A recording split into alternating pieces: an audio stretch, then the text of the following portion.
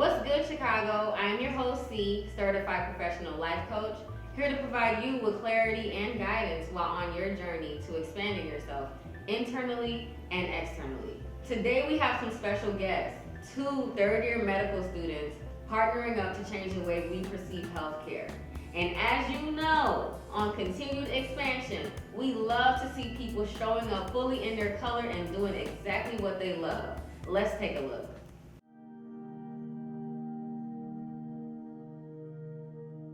Today we have Kenneth and Leslie, two third-year medical students on the path to change the way we perceive healthcare. Kenneth Burno was born and raised on the south side of Chicago in the Roseland community. Kenneth came from a loving household from two parents who did their absolute best to provide instruction, balance, and hunger to not only progress oneself, but to help others along the way. Kenneth was a great student athlete growing up and graduated from Brother Rice High School and Georgetown University. After college, he was a mentor for CPS, football coach, and did cardiology research at the University of Chicago. Kenneth later started Intangibles of Life Foundation, whose mission is to promote well-being development by incorporating financial literacy and career development into healthcare. Currently, Kenneth is a third-year medical student who is pursuing a career in orthopedic surgery. Leslie Amonoo moved from Ghana at the age of 8 to South Shore, Chicago. He went to grade school in South Shore and later race school in Hyde Park and Whitney Young High School on the west side.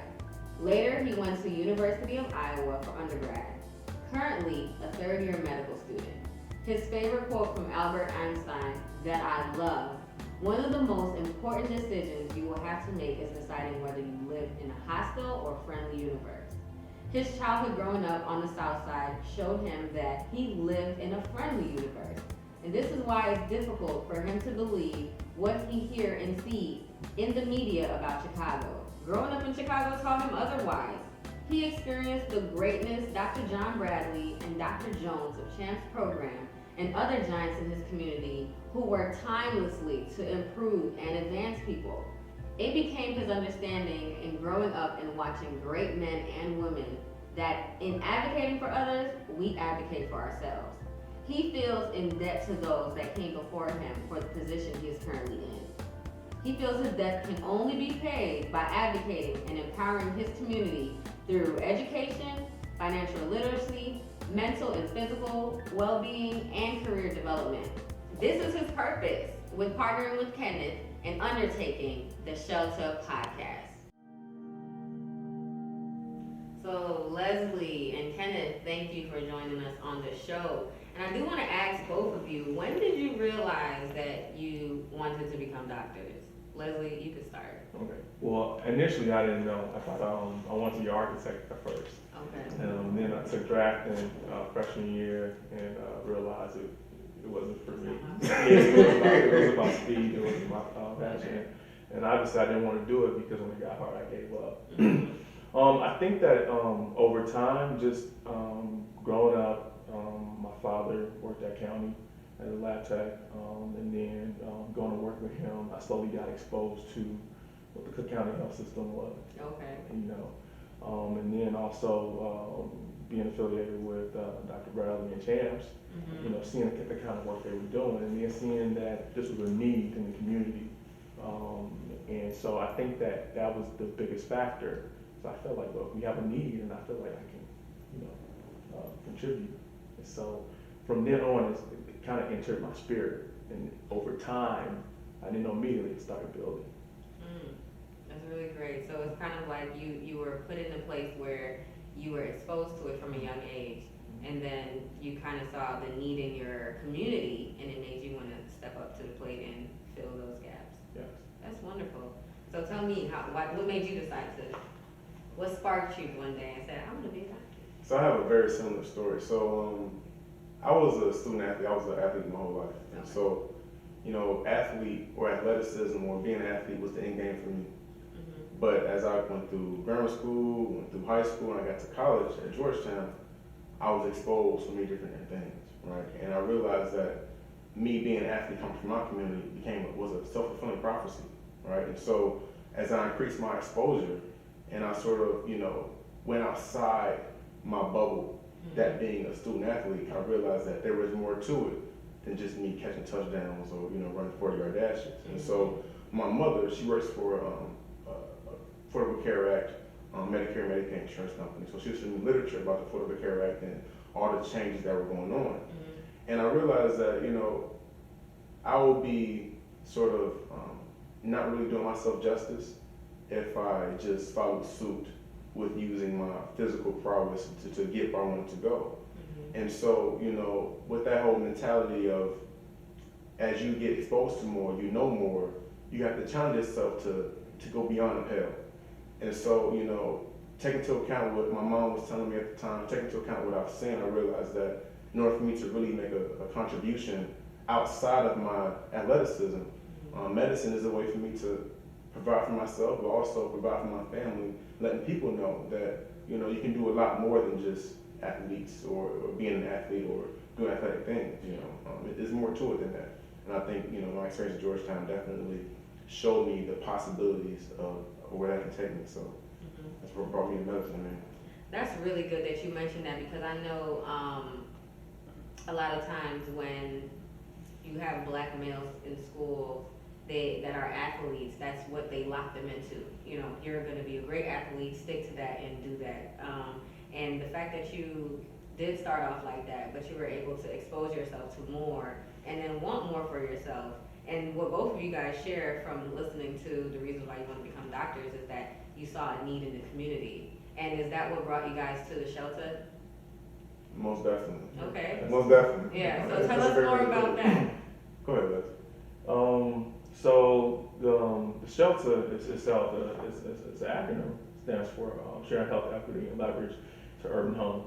Say it again. Sharing health, equity, and leverage to urban homes. Okay. And so Kenneth and I met before med school when we were doing the program together, and just our energy in terms of like-mindedness and his endeavor to bring financial literacy, bring community development, and then improve mental and physical well-being, lined up with sort of the core values and things that I wanted to bring to the community. And so the S.H.E.L.T.U.H came by incident, actually. It was really Kenneth's idea, so I'll let him.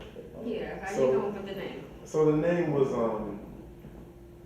I'm a really big J. Cole fan. Okay. And he had this one song called Neighbors that came out for his previous, not this most recent album, but the one before that.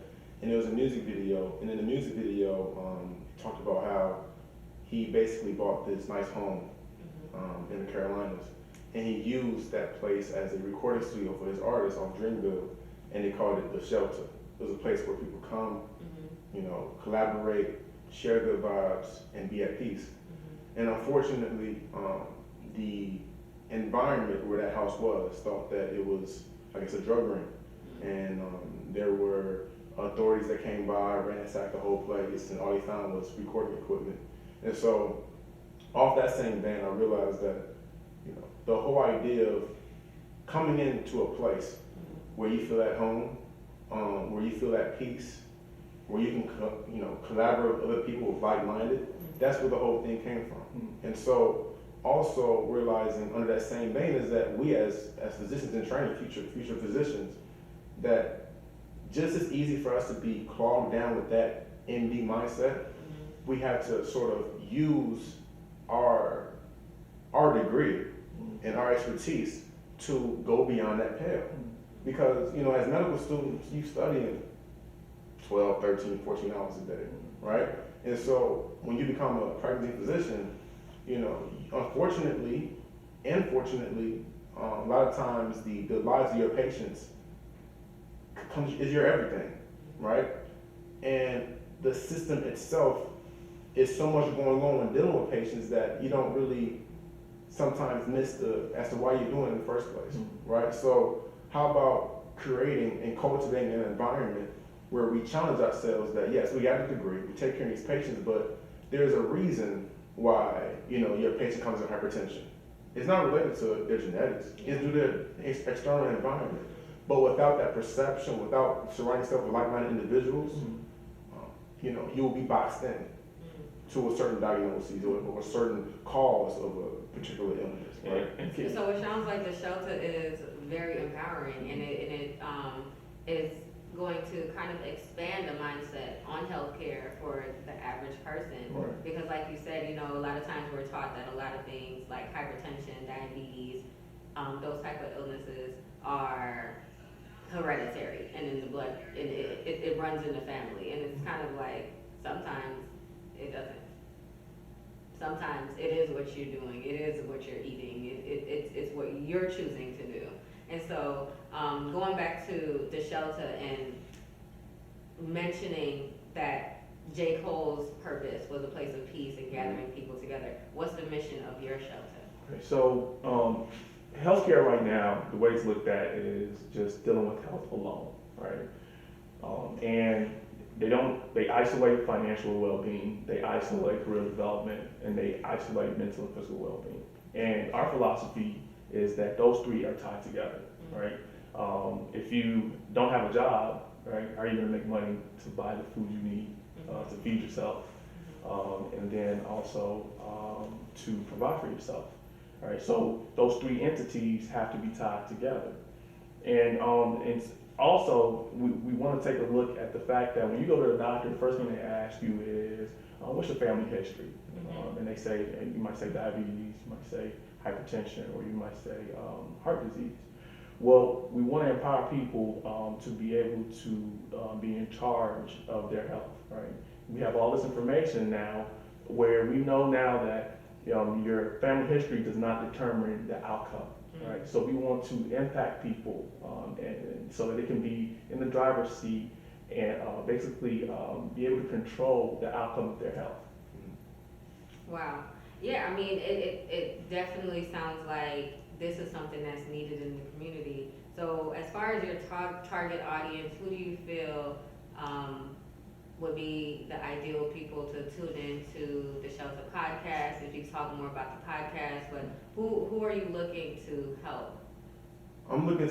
We are both looking to develop a platform for people who, one, don't really understand the impact of how financial release and career impacts their health, right? So if we're talking about the Medicaid population, for example, or any community that's been disenfranchised, unfortunately, due to the nuances and the complexities of community disenfranchisement, the whole idea is how does, me, the fact that I'm not having a job, how does that lead to generational cyclical issues, right? And so the people that we want to really, impact and and share this knowledge with is people who are struggling. And I think that if your neighbor is struggling, you are struggling as well, right? So this is for everybody, this is for the CEOs, right? And also the people who clean up their offices when they leave at night, and so it's very important that, this message for all people, this message for people who really just want to take that next step within their lives, but at the same time have the self-awareness and you say, you know what, this is what I can do better, this is what I've seen, how can I help myself at the same time help other people and then promote and keep pushing this community enfranchisement. That's what it's all about, because we were at a point in life or a point in time where, health is not just this one,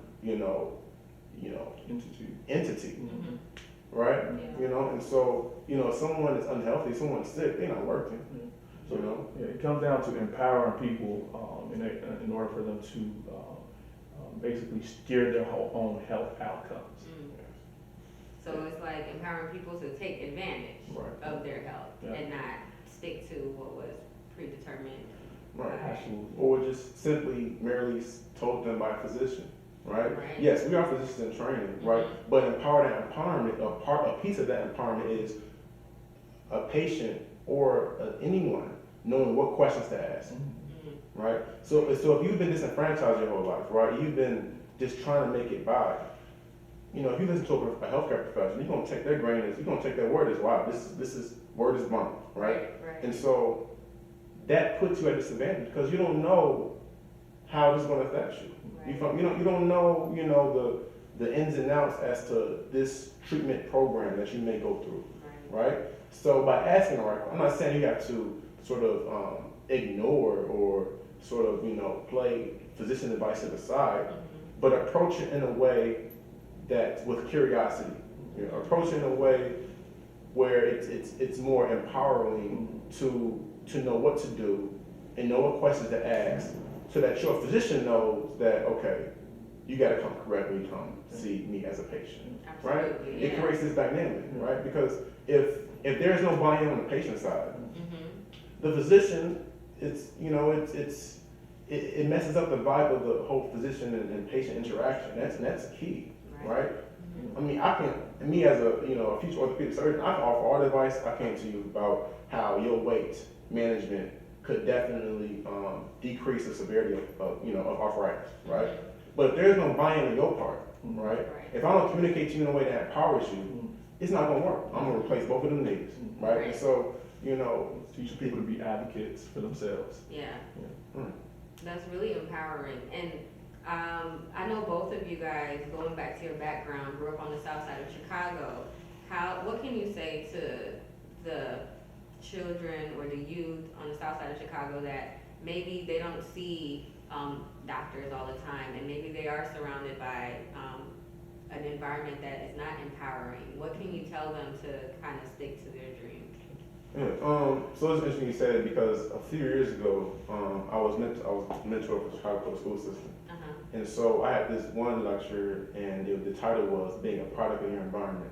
So the whole thing was, we broke down what a product was, we broke down what being is, we also broke down, an environment, right?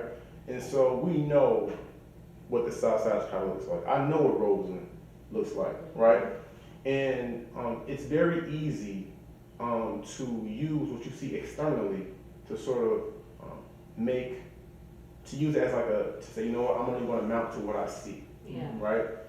But the whole idea is environment is not only external, but also within your mindset. Absolutely. Right? So if you condition your mindset for productivity, for just freedom and peace, there is no way your external environment will not be parallel to what you believe it to be. For us as medical students, we didn't get this, off the first admission cycle. It took us years to get to this point. You feel what I'm saying? So why should I allow that denial for that medical school, sort of, oh, damn, I can't be a physician no more. This medical school says I can't do it. They don't think I can do it, right? So, it's all about, conditioning yourself in a way that no matter what may happen externally, I have to maintain my internal environment to definitely, choose my future and turn the future for myself. So, that's really what it comes down to. Yes, I'm hearing, in what you're saying, I'm hearing a lot of persistence in following your dreams and your goals. Like, regardless of if you hear one no, don't let that stop you. Regardless if you see your environment not conducive towards your dreams, don't let that stop you. And so that's very inspiring, considering that sometimes people do fall in that trap where their environment is the only place that they see themselves going. And so, Leslie, tell me about what you saw growing up. And I know you mentioned, growing up in Chicago South Side, and we do see the violence in the media all the time. And with the quote that you mentioned from Albert Einstein, you said you want to believe that this is a peaceful universe. So tell me more about how you held on to that peace while growing up in all that chaos. Well, so we can acknowledge that that violence is real, but I don't think that it's any more real now than it was back then when I was growing up. I mean, I can remember being mindful that, okay, if you're walking on 53rd Street, don't have your hat turned to a certain direction, But I think that it's the way that it's being depicted. There are two sides to the coin. There's both positive and negative aspects, and I think we have to choose, right? That quote is talking about choosing, right? Whether we live in a hostile or friendly universe, we choose and acknowledge that we live in a friendly universe, just like we're going to choose the positivity that comes out of the South Side, the greatness and the historic aspect, and the people that came before us, right? Because we have to remember, what the South Side was like in the 20s, what it was like in the 60s, right? And to know that the people that came before us made it, and that's so today is no different, and that we are empowered by that history moving forward. And so growing up on South Shore and then in Hyde Park, I had a wonderful childhood. I remember playing at Harold Washington Park, going outside and staying outside until the lights came on, until your mom called you guys home. come home. You know, and then pillars of the community that constantly reminded us who we were, where we came from, and where we were going. And so that's what I would want people to take away from this. You know, you turn on the TV and national media, they're not telling the whole story. You don't let them tell your truth because your experience tells you otherwise. Amazing. So with the two of you combined, I heard you were telling me persistence and keep it going, and then I'm hearing you tell me about you have a choice. Choose what you want and stick to it. Thank you. Is there anything else that you would like to share and let the viewers know about the shelter or just their dreams or growing up on the South Side or any of this last comments and feedback? Well, definitely. I think I will hope and pray that this podcast definitely exposes things. You know, we're not going to be two, physicians in training who would be spewing information. Just as much as we would like our audience to learn from this, we are also learning as well, right? So this is a growing process, not only our audience, but everyone who's involved with this, from the executive producers to the people who are hosting, everyone. And so also too, the S.H.E.L.T.U.H podcast is broken down in 3 components. The first component is this: what is the issue? Every episode will start off with what is the problem that we're facing right now, that we're going to deal with this episode. The second part is how does that problem impact society, or we broke it down to individual. And the third part is what's the solution? Okay, so every issue that we talk about during an episode of the podcast will feature a professional who has the knowledge, expertise, and experience on finding a solution to that problem, right? So if we're talking about financial literacy, there will be a wealth manager on part of that team in that podcast talking about those issues, right? And so the whole idea is letting people know, we want to reach the people who don't know have checking accounts, all the people who have, IRAs, and individual retirement accounts. You know what I'm saying? So that's the vibe, that's the emotion, the environment, the overall setting that we want to incorporate with what we're trying to do. And we're trying to meet people where they're at. Right? Okay. So if someone's going through mental health crisis, we would like to bring a mental health expert on, right? And Kenneth and I will be facilitators because we're learning too, in order to get solutions, right? We know that there are all these problems that exist, but we want to concentrate on, okay, I have these issues, but what do I do to improve my life? What can I do to improve myself? And I think it's going to be a great adventure. We're looking forward to learning along with our audience. Yeah, it sounds like it's going to be an amazing adventure, and I do want to congratulate you both on seeing a need and then bridging that gap to understanding. So thank you guys for the show. Thank you, viewers, for tuning in, and thank you, Kenneth and Leslie, for coming on our show. They are great examples of what happens when you focus your energy on getting what you want. And as an energy leadership master practitioner, I can assure you that placing your focused energy in its proper place can guarantee you the success you seek in life. For daily insight, inspiration, and guidance in your in-the-moment needs, you can follow me at continued_expansion on Instagram. So last week we talked about level 1 energy, where we don't want to be stuck. The place where we hold a lot of stress inside of our bodies. So this week I want to talk to you about level 2. Now this energy level still holds a lot of stress in our bodies, but not as much as level 1. This is where action comes into play. We want to fight for ourselves. Level 1 is no action, level 2 is action. This is the predominant energy in the workplace and in life in general. The emotions attached to this energy level is anger, the place where we experience a lot of conflict. And this conflict can be internal or external, but either way, there is anger. So think of antagonism, struggle, resistance, blame, frustration, and defiance are all under the level 2 energy. When you are in this space, your view is limited. Everything is viewed as black or white, and so your options are also limited. An example of level 2 energy that we see today is the government shutdown. President Donald Trump is leading with force and control, and it is causing a lot of resistance in the government and in our people. So resistance is level 2 energy. And because of this, we have a lot of anger in America. And anger is the core energy of level 2. So remember, we are not here to judge, we are here to understand. So level 2 isn't always bad. We just have to learn how to apply it. So the advantages are some people can get a lot done by themselves, which can be motivating when others see them getting their work done. But also, if you need to defend yourself, you might need to kick into flight or fight to protect yourself, and that's level 2 energy. We just don't want to stay there. It still holds a lot of stress that breaks down our bodies and make us sick. So, how do you know when you're in level 2 energy? Here are some characteristics. You alienate yourself from other people. You don't like to work in groups. Anger and fear motivates you. You also lead with force and are easily triggered to fight. Is that you? It is important that we understand this energy level so that we can identify when we're there. Self-awareness is the name of the game, and expansion only comes through self-awareness.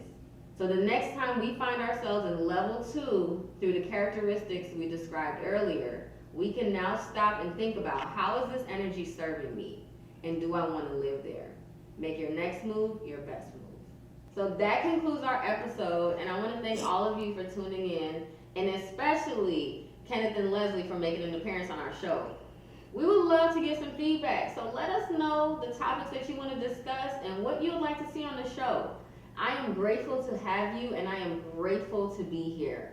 So until next time, may peace and light be with you as you continue to expand on your journey. Peace.